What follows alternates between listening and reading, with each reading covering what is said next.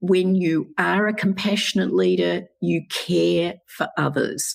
And this shows in your actions and your behaviours. So it's not just giving lip service and talking about it. You actually walk the talk. So you care genuinely. You take the time to listen.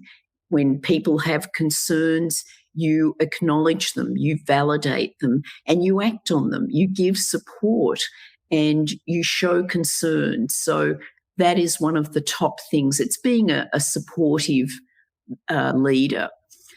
So modelling respectful behaviours is obviously at the top of the list. It's making time for people. I think great leaders make one-on-one time for all their staff fairly frequently, and this is shown to be important in high-performance teams. They build strong relationships and collaboration. They build on people's strengths and give recognition. They're not constantly focused on people's weaknesses, so they're going to help put people in situations where they can be strong and they can achieve. They're going to give feedback, which is two ways, so they're going to ask for feedback, and they're going to ensure that they have a psychologically safe workplace, which we're going to get into.